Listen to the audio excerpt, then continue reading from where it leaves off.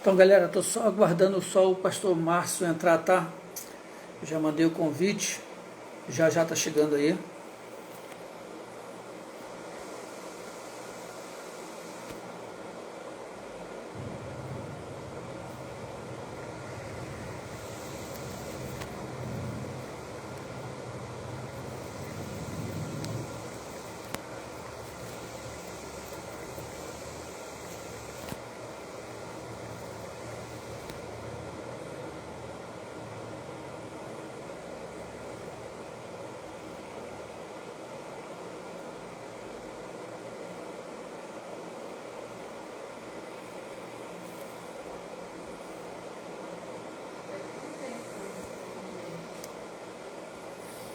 Tá, já vai chegar já.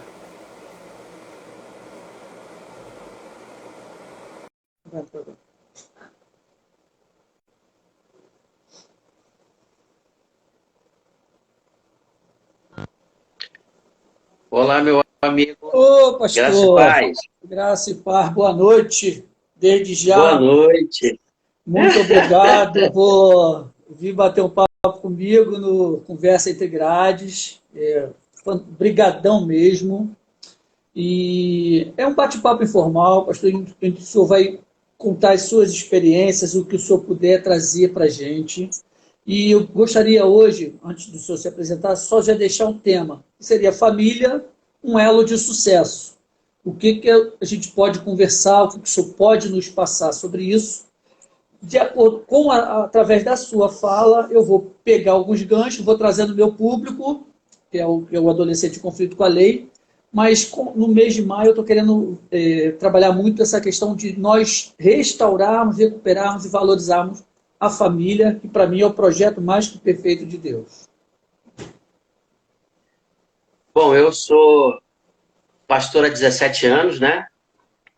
E sou casado há 34, vou fazer 35 anos de casado. Não fui crente uma vida toda e tive muitos conflitos no meu relacionamento conjugal.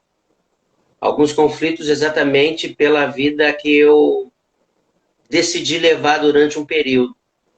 Então, meu casamento hoje é um casamento restaurado pela graça de Deus, né? E aí algumas coisas foram consequências na minha caminhada.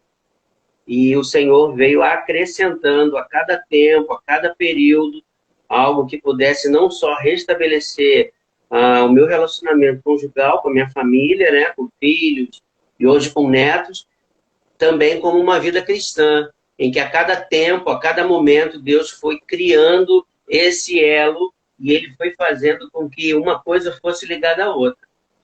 Chegar ao ministério pastoral foi, vou dizer para você, um privilégio, não é? Foi ele que me escolheu, eu não escolhi isso, né? Como lá em João, né? Não fostes vós que escolhestes a mim, mas eu escolhi a vós, vos nomeei para que vá e deis fruto, e o vosso fruto permaneça. Então, Deus acrescentou nessa escolha algumas coisas que hoje fazem toda a diferença na minha vida. Pô, legal. Legal, pastor. Uma coisa que me chama muita atenção no título, porque eu escolhi, é elo. A palavra elo, aí eu peguei aqui a definição, e aí cada uma das argolas que formam uma corrente. E aí eu quero trabalhar essa corrente como cada uma das argolas que forma a família. Essas argolas podem, às vezes, apresentar rupturas, fragilidades, o que pode causar rompimentos. Como o senhor falou que, na sua experiência, em alguns momentos houve o rompimento em que a família sofre com isso. No caso dos adolescentes lá em conflito com a lei, o que a gente vê muito é que uma parte desse elo, pai, mãe, filhos, aí entenda-se, às vezes, a função do pai é feita pelos avós, mas num arranjo familiar em que tem a figura da autoridade pai, a figura do acolhimento mãe, a figura do que está sendo preparado, está recebendo aprendizado, uma parte desse elo se rompe. Está frágil e se rompe. A gente consegue perceber, e se consegue perceber, dá para fazer alguma coisa para evitar que esse elo se rompa? Bom, você sabe que a fragilidade, na verdade, ela é o desgastar do tempo. Algumas coisas são desgastadas e se tornam frágeis. Algumas rupturas, elas são visualizadas. Então, você consegue, antes que se rompa, ou antes que quebre aquele elo, você consegue restabelecer, fortificar e restaurar. Algumas não. Ou algumas podem até cair no descaso e você deixar, vamos dizer assim, a sorte ou a deriva. O meu caso, na verdade, da ruptura, ela foi, vamos dizer, eu ter deixado a sorte levar, não sendo a melhor escolha. Até porque alguns sinais eram visíveis, dava para se ver, para se notar. Mas a escolha que eu fiz, primeiro por ser uma escolha errada, né? Eu escolhi errado. Então, na minha escolha errada, com essa ruptura houveram, né, consequências que, na verdade, não estavam programadas por mim. Nós não programamos as consequências. Elas vão vir diante da escolha que você faça. Em cima dessa fala do senhor, me veio à lembrança uma fala, aí eu não sei dizer se de um pastor, de algum preletor, que ele fala assim, você pode até escolher o que plantar, mas você não tem opção de escolher o que colher, porque ele é consequência do seu plantio. Na sua experiência, o senhor pode passar assim, é doloroso demais, não é? Muito. Bom, Hernani, deixa eu contar para você o que aconteceu com a ruptura. O que causou a ruptura? Né? Família, na verdade, você não escolhe uma família. Deus dá para você. Né? Você não escolhe filhos, você não escolhe pais, mas você escolhe quem vai morar com você uma vida toda. Essa escolha é sua, as outras não. E quando Deus escolheu exatamente quem estaria comigo, né, quando eu fiz a escolha de estar casado com a Desi, nós não planejamos o que nós iríamos ter pelo trajeto. Algumas coisas aconteceram pelo simples fato de eu deixar a sorte ditar as regras. Eu não permiti que Deus ditasse as regras. Nós temos essa escolha. Né? E eu conheci as drogas com 21 anos. Na verdade, isso foi uma porta de ruptura. Isso foi só um dos elos que praticamente começaram a romper. E a minha escolha, ela começou a me levar para alguns caminhos que, na verdade, eles foram rompendo outros elos. Não foi só uma ruptura de um relacionamento. Foi uma ruptura de perdas. E aí, aquilo que você falou, você lança a semente e você sabe qual é a semente que você está lançando. Só que na hora de colher, você vai colher exatamente aquilo que você lançou a semente. Eu não posso lançar uma semente de batata ou de abóbora e querer colher manga ou, sei lá, mamão. Eu já lancei a semente. E aí vieram, na verdade, as oportunidades. Né? A gente diz que João 10,10 deixa bem claro quando diz que o ladrão ele vem para roubar, matar e destruir. Só que a gente acha que ele faz isso de um momento para o outro. Não, ele vai minando a gente, ele vai desgastando os elos da corrente, até que o elo da corrente se arrebente, se rompa. E aí, assim, como diz também na palavra, diz que um abismo leva ao outro. Eu comecei com as drogas, depois me envolvi em pequenos furtos, depois em assaltos, depois no tráfico, depois num sequestro. E assim a gente vai achando que não vão ter consequências. Não vão ter, na verdade, cobranças. A gente acha que a gente vai estar sempre impune. Sabe? É essa a ideia das nossas escolhas. A gente escolhe uma coisa errada e nós não programamos as consequências das nossas escolhas. Os elos vão se fragilizando a cada momento, de cada escolha errada. E aí eu fui me distanciando da família. Eu fui perdendo meu relacionamento conjugal. Eu fui perdendo meu relacionamento com os filhos. eu fui perdendo meu relacionamento com a família. Isso foi ficando para trás, foi ficando deixado para trás.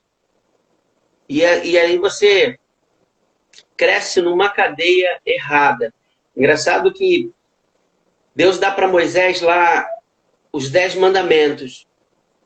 Princípios não se mudam. Eles vão ser princípios sempre. Regras você muda. E aí eu comecei a trabalhar minha vida de acordo com as minhas regras. Eu estabeleci as regras. Deus não muda os princípios, eles continuam ali. E aí eu me enquadrei naquele princípio, né, que está lá em Êxodo 20:15, não furtarás.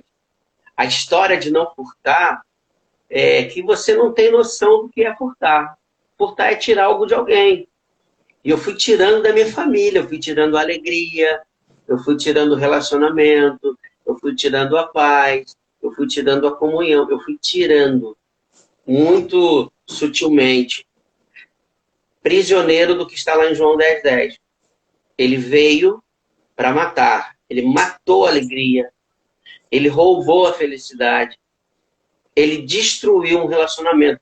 É assim que o inferno consegue trabalhar na nossa vida. Por isso que você constrói, talvez não seja essa palavra, até que você me perdoe, mas existem coisas que são trágicas, nós construímos a tragédia. Você vai plantando ela, você vai semeando, ela vai criando a raiz, ela vai crescendo o pé de tragédia, e quando você olha a tragédia, ela está tão grande que você não consegue mais controlar a tragédia. Na minha vida foi assim, o meu envolvimento, ele não foi de um dia para o outro. Ele foi criado em semanas, em meses, em anos. E isso foi destruindo o meu relacionamento familiar de uma forma... Engraçado que é de uma forma serena. Você não percebe. Quando você vê a tragédia, ela está maior do que você possa imaginar. Tá, entrou aqui, está mandando um abração para o senhor, a Gislaine, esposa do Ademir, lá de São José dos Campos. Falando que o senhor é muito Eita, querido. mano, meu Deus do céu! Amiga minha de infância. Olha como Deus Oh, vai unindo as coisas, né? Pastor, na sua fala, me chamou muito a atenção, e é o que eu vejo lá muito com esse garoto, e todo ou 90% do caminho que as pessoas escolhem, ele inicia com as drogas, o que é tão glamorizado por uma parte da nossa sociedade, onde a gente ouve falar sobre o uso recreativo de drogas. A sociedade precisa entender, e a pessoa que estiver assistindo, assistir depois, vai entender que tudo começa quando é apresentado ao Senhor o manjar. Como manjar, né? Foi apresentado um veneno, e aí o diabo é inteligentíssimo. Eu falo muito isso, eu repito sempre isso. Quem está trabalhando, está lutando com um cara inteligentíssimo, que ele vai apresentar para você algo demoníaco, algo destruidor, mas que quando chega para você, tá com aquele enfeite bonito de que é legal, que os amigos fazem, que todo mundo faz, e se você não fizer, é careta. E aí isso vai fazendo um avalanche, e como eu vejo lá no sistema socioeducativo, 70 ou mais por cento dos jovens que lá estão passaram nos bancos da igreja, cantam cânticos atuais que eu estou afastado agora por causa da pandemia, porque eu sou hipertenso, mas que eram cânticos que às vezes nem eu conhecia, e os caras conheciam. E os nomes bíblicos, quer dizer, eles passaram, eles ouviram, só ouviram, não colocaram em prática, mas em algum momento foi permitido, a família, ou o contexto, o arranjo familiar, permitiu que esse elo fosse começando, sendo martelado até o ponto de romper. Hoje, as nossas igrejas, ou a nossa sociedade, as nossas famílias, o que a gente pode fazer para tentar romper com isso? Uma conversa mais ampla. Eu entendo que as famílias hoje estão muito distantes.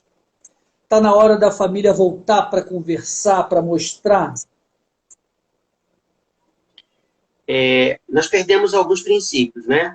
Aquele bate-papo na mesa, né, comendo, na verdade, talvez hoje a gente tenha perdido 60% desse relacionamento familiar. Não só pela questão da tecnologia, em que cada um pega o seu celular e vai para o seu lugar da casa, pega o seu prato de comida, vai comer onde quer. Me lembro que quando eu era criança, né? Não posso dizer quando eu era pequeno, porque eu não cresci muito, mas quando eu era criança, nós éramos praticamente obrigados a comer à mesa. Era um sinal de respeito. Era na mesa que se discutia os relacionamentos da família. As dificuldades que nós tínhamos, as broncas que nós levávamos, geralmente elas eram na refeição. O meu pai deixava isso muito claro. A minha avó, eu venho de uma família de matriarcas, né? Então, a vovó botava lá todo mundo na mesa para comer. E a gente tinha que sentar e obedecer. Isso vai se perdendo com a questão das liberdades que nós vamos dando aos filhos. Os nossos filhos hoje têm muita liberdade. Eles já fazem as suas escolhas. Eu não sei você, mas quando você era pequeno, quando você era mais jovem, quando você era criado pelos seus pais, você tinha a obrigação de ir para onde seus pais iam. Era a sua obrigação, não era a sua escolha, né? Aquele mandamento com promessa, honrar pai e mãe hoje, ele está saindo de moda. Os filhos hoje não honram. Somos nós, os pais, que devemos honrar os nossos filhos. E pela questão de não criar o estresse para o filho, porque pode se tornar um estresse traumático, né? A gente já está tão estressado com a pandemia, a gente já está tão preocupado com o que pode acontecer, que as pessoas se esquecem também que existe o tempo de Deus em tudo na nossa vida. Não estou aqui pregando que a pandemia não existe, porque ela não é real. Ela é real, ela existe. A gente sabe dos perigos que elas causam, mas nós nos esquecemos que o Senhor não deixou de governar a história do homem, não deixou de governar as nossas vidas. Ele continua com sua mão forte sobre nós. E Eclesiastes diz que é tempo para tudo, de nascer e de morrer. Então nós temos que ter essa noção do que a palavra de Deus diz para nós. Então os nossos filhos hoje, eles perderam, vamos dizer, 90% do diálogo que nós temos com os nossos filhos, nós perdemos. Engraçado, eu crio netas. Eu tenho 2 netas que eu crio hoje. Os filhos já casaram, já foram embora. Né? Então as meninas vieram morar com a gente. Né? Num dos relacionamentos do meu filho, ele se separou, ele se divorciou. As meninas acabaram ficando com a gente. Criamos elas hoje diferentes de como criamos os filhos. Eu acho que eu fui mais duro com os meus filhos do que eu sou com as minhas netas. Mas aquela conversa franca e clara, nós precisamos começar a ter com eles. Eu acho que nós temos medo de colocar para eles, despertar a curiosidade e perder os nossos filhos por contrapartida por causa dessas coisas. Essa fala do medo é interessantíssima porque a gente acha que eles não sabem das coisas. E a garotada tá antenada ao extremo. Assim, eu tenho um casal, eu tenho uma menina de 12, tenho um garotão de 9. Eu fui um garoto bem levado, Girlane sabe disso. Eu era bom, levadaço. Sempre fui nascido. Eu sempre nasci, fui criado num lar evangélico, mas o pastor Tadeu, ele lembra de mim que eu era levadaço ao extremo. Fazia muita besteira. Coisas de moleque mesmo, molecagem. Mas, e eu não tive pai. Eu vim de uma família de pais separados, sou da década de 70, nasci em 70, passei por todo aquele constrangimento de que filho de pai ele é perturbado porque é filho de pai separado. E uma pessoa, quando veio ser seminarista aqui na igreja, me adotou e assim, chegou para perto e apareceu a figura do cara orientador da conversa. Essa conversa me ajudou demais, eu sou grato a ele eternamente, falo sempre isso para ele. A Rosângela, a esposa do pastor Tadeu, ela fala assim, tu era levado, mas tu fez o que podia fazer na época que podia fazer, não atravessou a época. Mas essa figura foi importante para mim, porque o cara conversava, porque o cara, quando via os meus erros, ele não vinha criticando, mas ele vinha assim, chamando para a conversa. Pô, meu irmão, e aí? O que tu acha disso? Hoje, por exemplo, o João tem 9 anos, deu uns estresses lá na escola, apresentou as alterações, eu fui lá, conversei com a coordenadora, passei, dei toda a autoridade a ela, falei assim, você faça o que for necessário, porque ele está errado. Não passei a mão, nunca vou passar. E conversei com ele e falei, foi isso, isso, isso e isso. Eu conversei com ela e regras foram feitas para ser cumpridas. Você sabe disso. Um garoto de 9 anos, eu estou falando para ele assim, você sabe disso. Porque eu te dou exemplo disso. Aí o problema dele, ele está mentindo e fica bancando a mentira. Eu falei, vai passar vergonha 2 vezes. Primeiro, porque não é homem o suficiente para assumir erro. E o teu pai é. E quando erra, pede desculpa, já fiz com você. Não é? Aí eu chamo a memória dele para que ele lembre. Eu não vou falar o que aconteceu. Aí ele repete, eu falei, então, faz o mesmo. Você errou, então faça, porque senão tu vai passar vergonha e vai descobrir que tu é mentiroso. Vai passar 2 vezes vergonha. E por que eu faço isso? Porque eu tenho noção que ele sabe muita coisa. A minha filha sabe muita coisa. Se demore, sabe mais do que eu. A Malu me ajuda aqui na internet. Então, nós precisamos, os que estão formando o caráter da pessoa, precisa entender que nós precisamos ser francos. Eles gostam disso. Para que eles entendam que o pai é amigo, que a mãe é amiga, que mesmo na hora que fez, mais ainda na hora que fez a coisa errada, precisa confiar que o pai está ali para resolver, ajudar a resolver e ajudar a passar pela consequência do problema. As nossas famílias acho que perderam isso, né, pastor? Hernani, o que acontece? Você nasceu na década de 70, eu nasci na década de 60, né? Eu nasci em 67. Então, eu tenho 54 anos hoje. Na nossa infância, nós tínhamos a presença de pessoas que marcavam a nossa vida. Marcaram de verdade, porque isso fica como uma marca. Você vai sempre lembrar dele como alguém que marcou.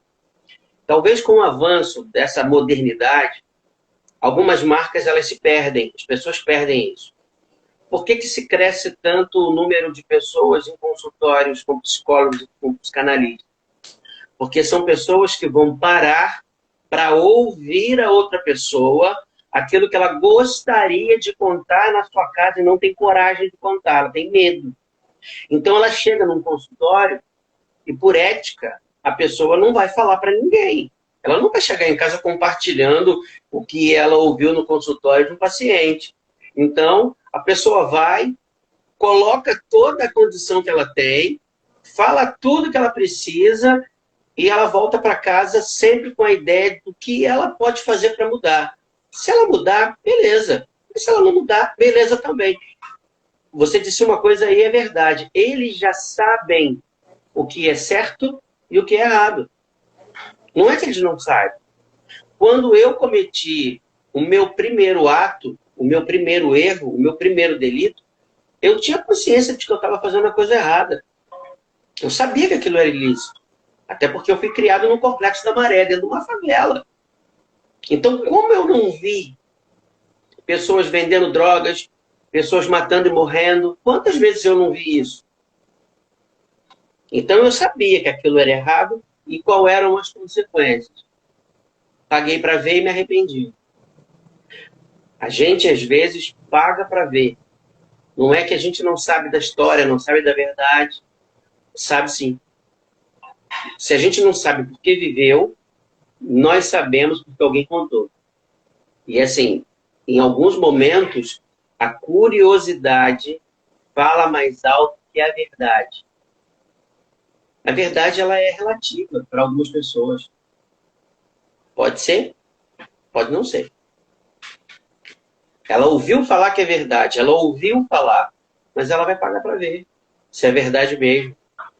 Ela às vezes não quer ficar para trás daquilo que os amigos contam, daquilo que os amigos falam, e ela prova daquilo apenas para mostrar que ela está capaz de passar por aquele momento, não ser ferido, e mostrar que o ego dela está um pouquinho acima, e aí muitos de nós acabamos cometendo os erros porque não queremos ficar por baixo de ninguém. Né? Não queremos ser humilhados diante das consequências.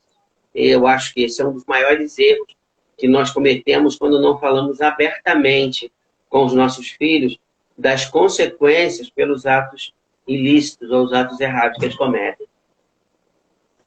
Entrou aqui o soldado, pastor soldado, né? Faz um trabalho maravilhoso com a galera que a gente lá na Igreja Ari fala que é os excluídos, os esquisitos. Ele faz um trabalho com esse pessoal de skate, de rap. Soldado, estamos juntos. O trabalho dele é lindo, é um trabalho especial, uma linguagem diferente para um povo que se acha diferente, que nós achamos que eles são diferentes, mas na verdade esse povo aí é feito à imagem e semelhança de Deus. A igreja está aprendendo com o soldado a amar, a entender e a valorizar essa galera. Soldado, estamos juntos. Pastor, na definição de elo, eu anotei aqui embaixo assim, é uma união ou relação construída entre pessoas. Essa relação, hoje, as nossas famílias perderam um pouco disso, né? De se relacionar. Por exemplo, lá no sistema socioeducativo, eu tenho garotos que os pais são ausentes ou porque estão presos, ou porque morreram e tal. Mas bate lá para a gente, não muito, porque o sistema brasileiro privilegia uma certa casta, garotos de classe média alta, em que tinham tudo. Papai, mamãe, quer dizer, tinham assim, a figura do pai, a figura da mãe, mas não os tinha presente. Então, por não haver essa relação, onde a figura da hierarquia, da autoridade, a figura da mãe, aquela acolhedora, não que o pai não seja acolhedor, não é isso. Então, esse jovem, classe média alta, que não vê essa relação, não foi construída, porque o pai, para justificar a ausência, dá tudo, inclusive não dá limite. Aí o cara geralmente entra para o tráfico, onde o senhor sabe muito bem, é rígido e o regimento é, assim, cruel, massacrante, regras, cumpra, ou você paga com a vida, ou você paga, ou sofre uma punição. E esses garotos justamente vão para isso. Querendo, talvez, sinalizar para a família que, ó, eu te pedi limite desde o começo. E isso é por uma relação que não foi construída. Sabe quando alguém quer chamar a sua atenção? Então ela faz exatamente o contrário daquilo que você fala, daquilo que você dá para elas. Bom, quando eu estava no tráfico, algumas pessoas de classe média alta iam lá comprar drogas. Algumas meninas, alguns rapazes. E eles iam pelo simples fato da aventura porque eles sabiam que eles estavam ali contra as regras dos pais. A única forma que eles tinham de chamar a atenção deles era fazendo com que os seus delitos fossem percebidos por eles. Então, a questão da ausência, ela, na verdade, vai atrair para essas pessoas coisas que vão, na verdade, suprir aquilo que eles, na verdade, nunca tiveram em casa. Então, eles compartilham da mesma droga, compartilham da mesma bebida, compartilham da mesma prostituição, eles compartilham aquilo. Eles fazem daquilo um elo que, na verdade, vai trazer um relacionamento para eles. Quando na comunidade mais carente, não é essa a intenção. A intenção é de se sobrepor diante de tanta injustiça vista por eles, né? Eu nunca tive dinheiro para comprar uma bermuda, mas o tráfico me proporciona isso. E aí eles vão ver no ilícito a forma de sustentar até mesmo a casa. Como você disse, alguns dos pais morreram, outros dos pais trabalham em formas exaustivas para dar para os filhos aquilo que eles podem, ainda que seja o superficial. E a forma que eles têm de chamar a atenção é com que eles se envolvem. De alguma forma, o seu envolvimento, 90% das vezes, são envolvimentos ilícitos, que não trazem orgulho para o pai, que não trazem orgulho para a mãe, mas o pai e a mãe nunca se deteve na intenção de ver o quanto ele é importante na criação do filho. Mas tem gente que acha que pelo fato de dar o dinheiro para ir para a escola, pagar uma escola particular, pagar o Uber para ir buscar e trazer, é uma forma de não permitir que falte nada. Mas e o carinho? E a atenção? E o tempo? Hoje eu tenho tempo para desfrutar com as minhas netas. Eu tenho hora que eu estou aqui. Hoje a minha caçula me chamou para ir com ela andar de bicicleta lá em cima. Eu falei, hoje eu não posso, tenho que ir para a igreja daqui a pouco, eu tenho que atender 2 pessoas. Então, era a hora que ela queria. Eu falei, mas amanhã eu vou.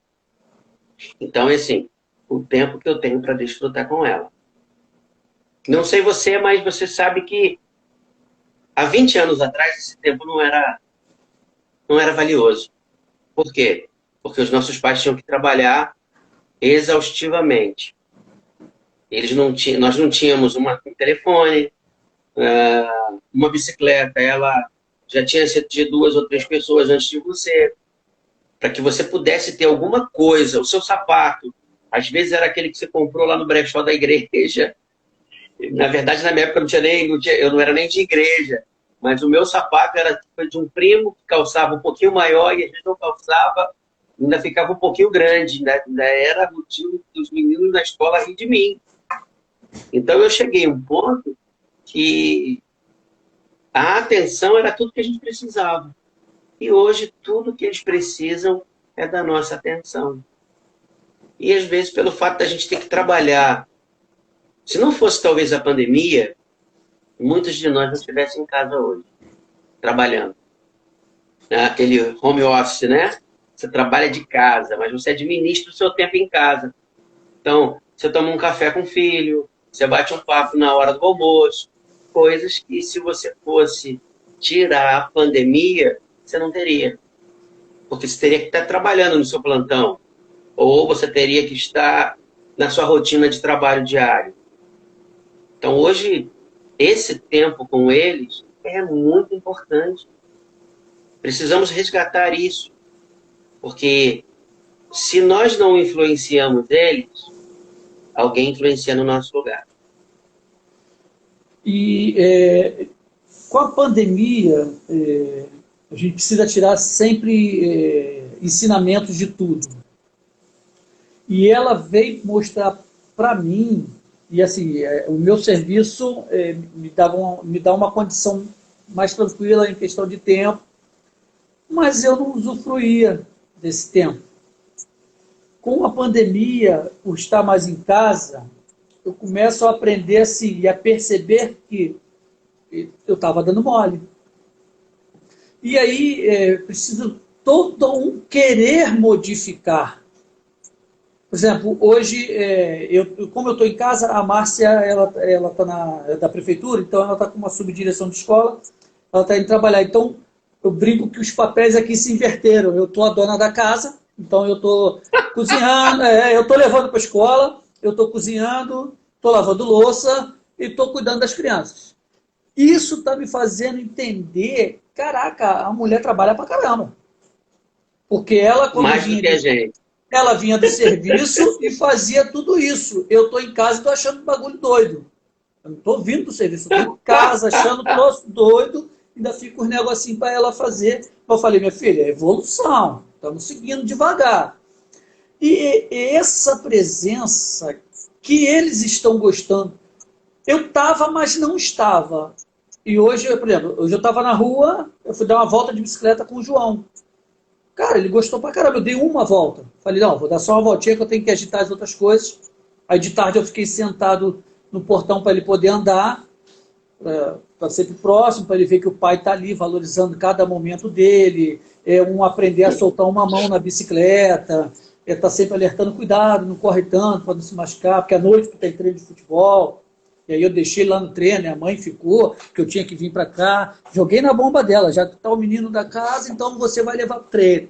É que não dá, terça e quinta para mim não dá. Mas assim, isso faz com que eu aprenda para passar para eles que na família eles são sempre muito bem-vindos. Lá no sistema socioeducativo, e essa fala não é de lá, essa fala de uma palestrante que eu estava ouvindo, que ela é psicóloga de formação e neuro. Então ela comentou que muito dos atendimentos de adolescentes e jovens é que eles não se sentiram mais membros da família. Eles falavam assim para ela, se eu chegar tarde, o máximo que acontece é se me derem um esporro, porque a casa andou com a minha ausência. Então ele não se sente mais parte. E aí nós, como família, precisamos inserir, trazer eles para dentro e falar assim, ó, a sua responsabilidade é essa. O João tem 9 anos. Ele agora já está arrumando a cama dele, eu agora já vou introduzir ele a carregar o lixinho. Ó, meu irmão, vou juntar você, bota lá fora e vai regar as plantas do quintal. Dá a eles responsabilidade para mostrar a ele que a planta, se tu não cuidar, vai morrer. Para que ele possa começar a ter esse senso de responsabilidade. É a família que precisa voltar a fazer isso. Algumas fazem, sim, mas nós precisamos trabalhar a essa essência voltar. Não é algumas fazem. É as famílias entenderem que esse é o privilégio, não é nem obrigação, é privilégio de formar um caráter, de formar o cidadão. A gente precisa apresentar um casal de crianças para a sociedade que eles vão trazer, eles vão contribuir para a sociedade. E não dá problema para a sociedade. Estava falando com a minha sogra essa semana passada estava falando, não, foi com a DC, né? Estava sentado com a DC, porque assim, eu tenho uma neta de 11 anos, então já está na hora dela aprender a fazer alguma coisa. Vou lavar uma louça, varrer uma casa, limpar um quintal, são coisas que ela precisa aprender, não tem como não aprender. Se ela não aprender hoje, como é que ela vai ser uma dona de casa amanhã? Eu comecei a trabalhar com 11 anos de idade.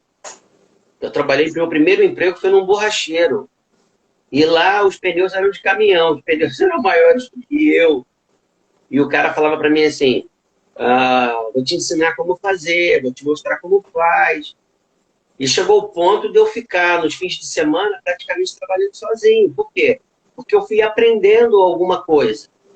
Tudo que você aprende, você leva para a vida.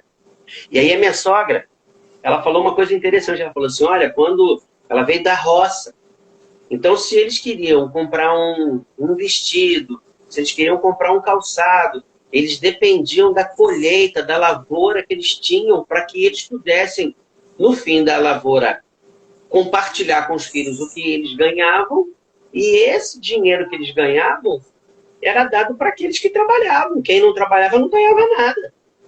E aí a gente vive num tempo que mandar o filho com 11 anos para trabalhar pode ser trabalho escravo.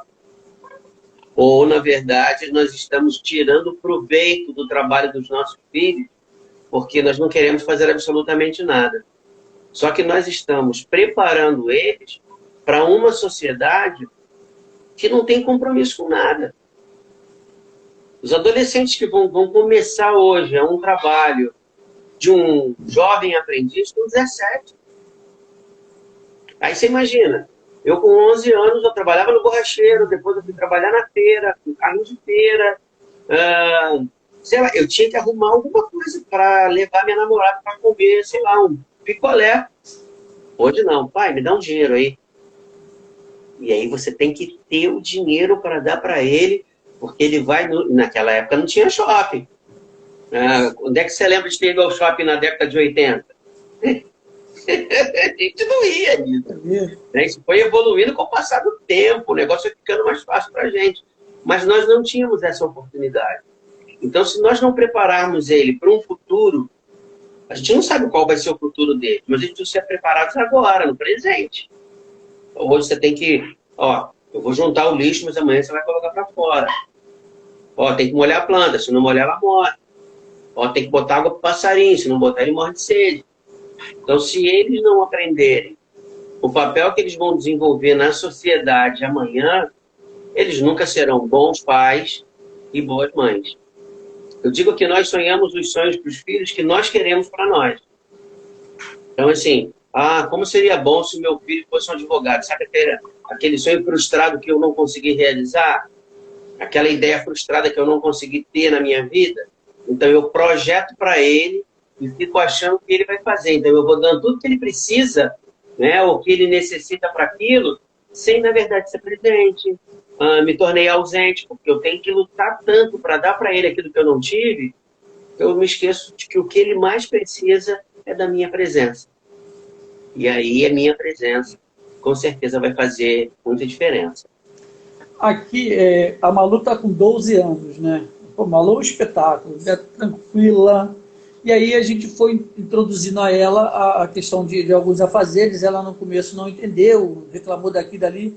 Falei, meu amor, isso aí, uma coisa, você está nos ajudando, porque nós vivemos em família e resolvemos as coisas em família, e também nos ajudando, senão só eu e sua mãe vamos ficar sobrecarregados. Um. Dois, por que a gente está te ensinando isso? Porque um dia você precisa administrar a sua vida, a sua casa. Aí ela falou para mim assim, mas eu vou estudar para eu ter empregado. Eu falei, beleza. Mas aí se você não faz agora, como é que você vai saber como é que você precisa direcionar a pessoa que vai estar sobre a sua orientação? É você quem vai gerir a casa, mesmo que você tenha um empregado. Então, no momento, o test drive é aqui, você vai aprender assim. Isso é uma forma de você estar contribuindo, você se sentir parte da família, em que a gente resolve os problemas, as dificuldades e tal, e com isso tu vai aprendendo. E uma coisa que o senhor falou que chamou muita atenção é assim, é a minha figura, é a figura da mãe perto, que é a coisa mais importante. Nós somos o espelho. O que eu falo muito pouco da Malu, porque a Malu é tranquilona, menina e tal. Jogo mais o João, porque o João é bem levado, e eu falo para ele assim, mira em mim, olha para mim. Olha só que responsabilidade de você chegar e falar assim, pô, me imita, cara. Me imita até quando eu erro e pedir desculpas. Mas assim, e eu não sou o super-herói, eu não sou o Bomberman, não. Eu estou falando a experiência que eu trouxe isso para a minha vida, porque ele vai seguir muito mais o que ele está vendo do que eu estou falando. Não adianta eu falar uma coisa e vir fazer outra. Ele vai observar, caramba, o meu pai fala isso, mas na hora que tem que fazer, ele faz diferente. E hoje as nossas famílias, aquelas que ainda falam, muitas das vezes não estão vivendo, porque a gente esqueceu a essência da família, que é aquele local de proteção, onde a pessoa que está naquele momento está mais ferido, está mais abatido, a gente acolhe. Tudo isso a gente foi perdendo, foi deixando de ensinar para os nossos filhos, quando o papai não estiver legal, é a família que vai acolher, porque a sociedade só vai cobrar de mim. Eu preciso produzir para a sociedade, mas para a minha família, quando não tiver em condições de produzir, ela me acolhe, me trata, mostra como eu sou importante, restaura e manda de volta, restaurado, novo, pronto para o próximo embate. A gente perdeu isso, né? As nossas famílias perderam. Você usou uma expressão muito linda no início, não sei se você prestou atenção. Você era adolescente na igreja, e aí chegou um seminarista e te abraçou. E aí ele, na verdade, ele se tornou o espelho para aquilo que você deveria ser. Um homem, primeiro de Deus, alguém que desse continuidade a exatamente algum legado que foi dito para você, que foi mostrado, exemplificado. Pô, mas eu era levado, beleza. Mas quantas coisas você absorveu dessa amizade, desse bom relacionamento? Paulo usa uma expressão, e ela é linda, porque ele fala assim, sede meus imitadores. Pareçam comigo, porque eu pareço com alguém. E ele vai usar a figura de Cristo. Então, você já está ensinando ao seu filho a se parecer com você, porque um dia você se pareceu com alguém. Isso são bons frutos que vão ser plantados ou regados na vida dele. E ele vai lembrar da ideia que você disse. Você falou para ele assim, meu filho, olha para mim quando eu peço perdão, olha para mim quando eu falo assim, eu estou errado.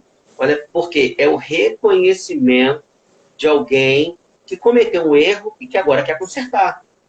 Os nossos filhos estão sendo ensinados para uma sociedade que não erra, que não comete erros. E eles vão achar que eles não vão ser cobrados lá na frente. Lembra que a gente falou que há consequências? A gente comete um erro aqui e as consequências elas não vêm hoje, elas vêm lá na frente. Quantos pais ausentes? Eu conheço um idoso, né? E ele fala assim, o meu filho me abandonou. Aí eu perguntei para ele assim, quanto tempo você foi presente na vida do seu filho? Eu nunca fui presente. Eu falei, você nunca teve um filho? Não, tive um filho sim, ele tem até o meu nome. Quer dizer, a pessoa tem um filho porque tem um nome, mas ele nunca foi um pai. Então ele nunca se apresentou como tal. Vamos dar uma volta no quarteirão só, tá, meu filho? Essa volta no quarteirão vai fazer a memória dele trabalhar sempre que você foi lá e deu uma volta no quarteirão. É o bastante. Os pais hoje, eles não pensam que o mínimo que a gente dá é o bastante. A gente quer dar mais. Mas para a gente dar mais, a gente acaba tirando de outro lado. Eu quero dar o meu tempo para ele, mas eu tenho que trabalhar de segunda a sábado o dia todo. Domingo você não tem paciência. Você não tem tempo. Você está cansado. O pouco de tempo que a gente dá pode ser que seja, na verdade, o ideal para aqueles que estão à nossa volta. Eu criei filhos. Hoje eu crio netas. A minha preocupação com as meninas são muito maiores do que quando eram os meninos. Não sei se porque são meninas, né? Todo um cuidado especial por detrás disso. Aonde está brincando, com quem está brincando, aonde vai, com quem vai, então tem toda uma preocupação. Engraçado que os meninos a gente não tinha tanta preocupação. Isso não quer dizer que foi certo. Lógico que eu precisava ter a mesma preocupação com quem está, para onde vai, com quem vai.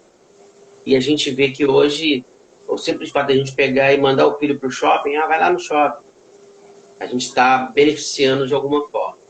Então, eu acho que esse papel que você falou aí de olhar o exemplo de quem ele precisa seguir, isso é muito valioso nesse tempo.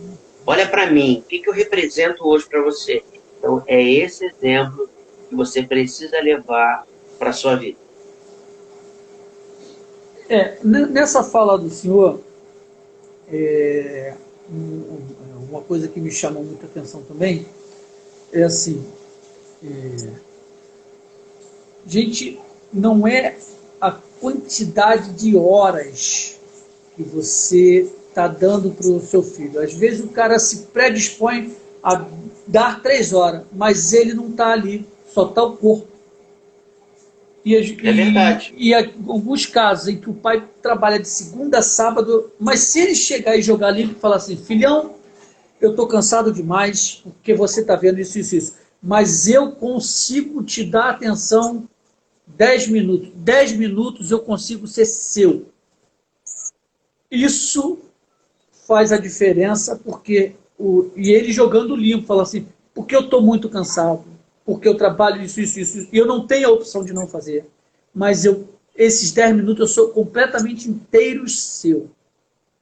Verdade e qualidade de presença é muito mais importante do que horas de estátua ou figura de estátua. Muitas das vezes os pais querem, não, eu fico com meu filho 5 horas. Não, a tua imagem holográfica está ali. Se botar seu holograma e você ali não tem diferença, porque não tem conversa, tu não entende. Eu levo hoje o João para a escola e o João estava dando umas alterações lá, então nós fizemos um acordo. Então nós vamos no carro e quando eu estou próximo da escola eu falo para ele assim, João, quais são as regras? Nós estabelecemos regras. Repete as regras. Isso, isso, isso, isso. Beleza? Beleza. Para que está sempre na mente dele que nós fizemos um acordo. E antes dele entrar à escola, aí tem um garoto lá que tem um problema sério familiar, estava dando um conflito entre os dois líderes e tal. Aí eu falei, agora nós vamos orar.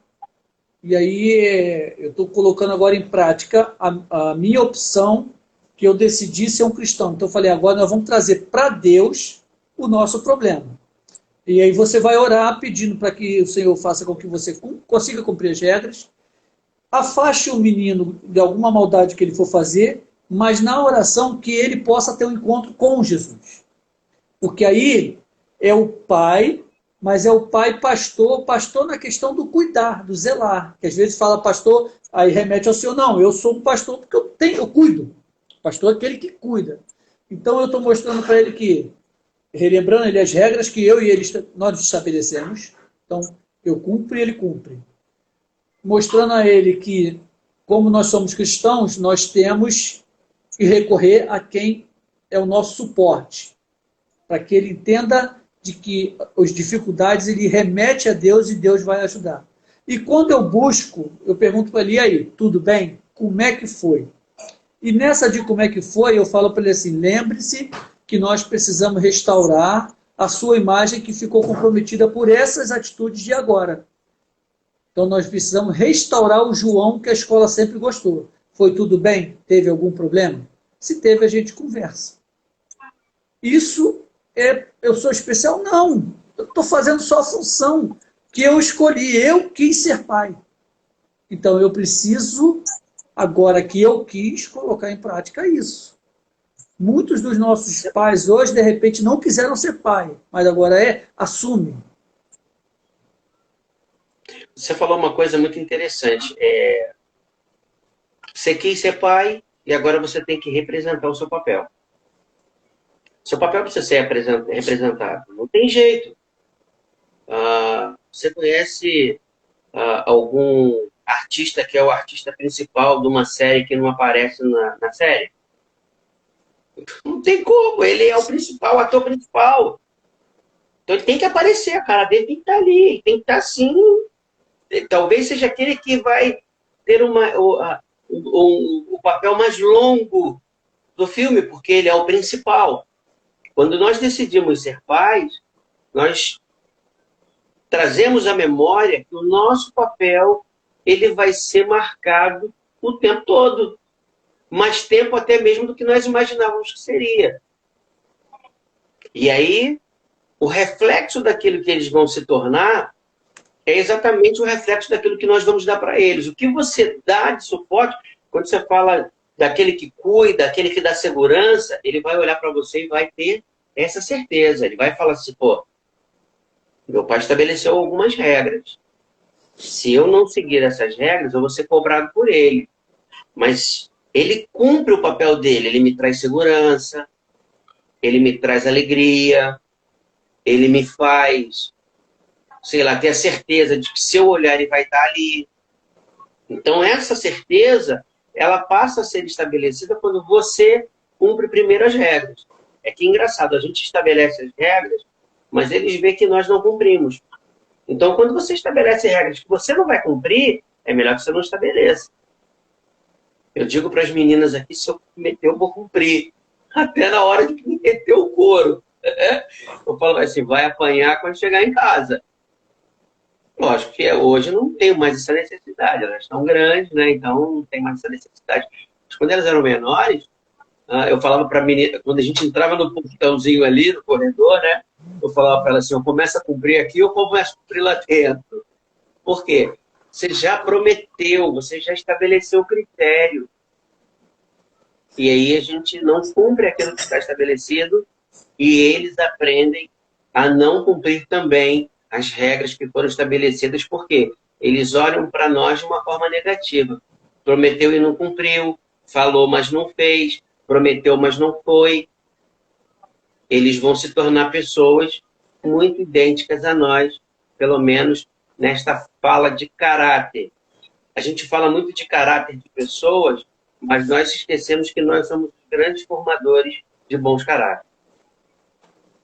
E essa, se eu pudesse tirar hoje uma grande lição de aprendizado eu, família, eu chefe de uma família, eu representante, membro de uma família, preciso ter em mente que eu sou responsável pela formação de caráter. Não muito mais do que pelo falar, mas muito mais pelo agir. Porque quando ele vê assim, caramba, ele cumpriu. E reforçar isso. Eu não prometi que ia fazer? Então, se eu prometi que ia fazer, eu vou te mostrando que eu estou fazendo.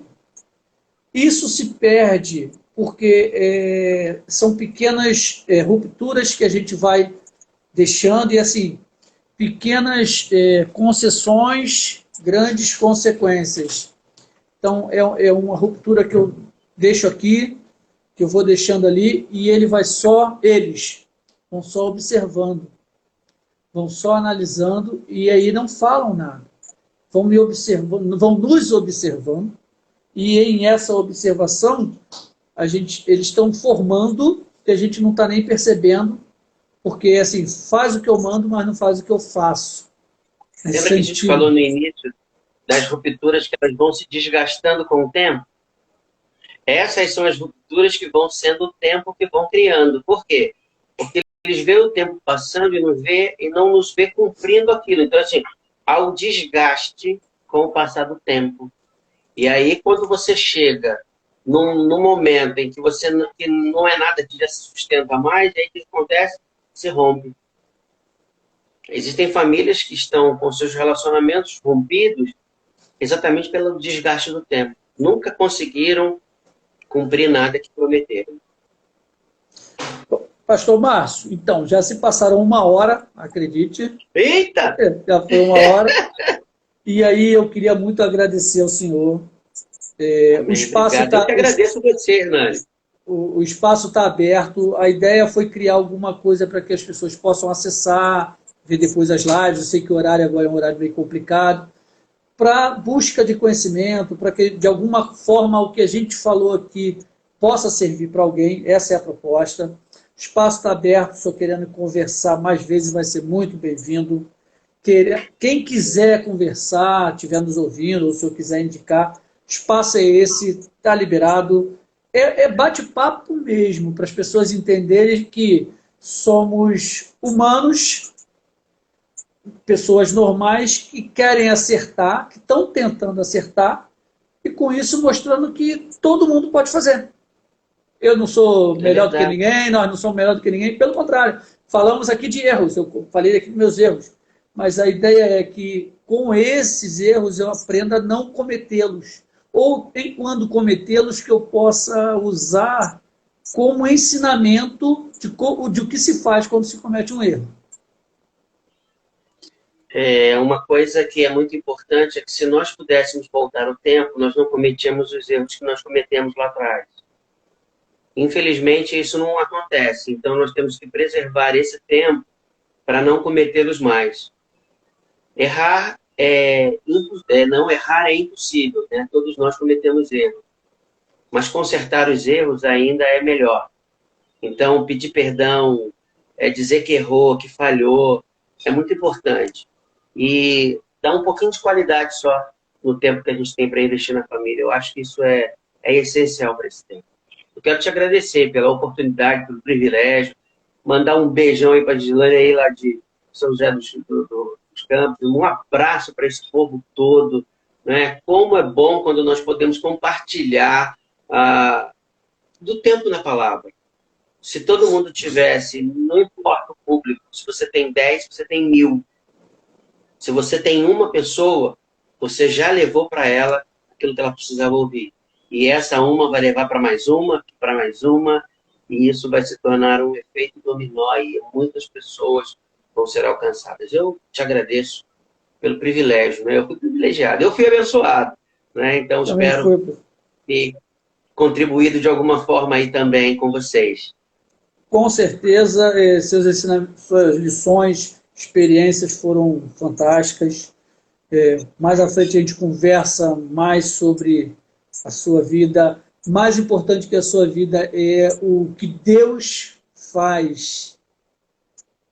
Deus vai lá, pega, restaura e coloca como espelho para mostrar que, olha só, o que eu, Deus, posso fazer se você permitir. Ele só fez porque o Senhor permitiu. Essa é a grande lição. E em permitindo, ele falou assim, agora que você permitiu, eu preciso mostrar ao mundo a importância que você tinha e que o diabo tinha tirado. Ele vem, restaura e coloca em posição de destaque para que as pessoas possam ver e entender que o que o diabo faz, roubar, matar e destruir. E aí vem Deus e pega, e levanta e coloca em ponto de referência para que seja um cuidador. Gostaria muito de, mais uma vez, agradecer, parabenizar o senhor, porque um dia permitiu que Deus entrasse e fizesse essa mudança.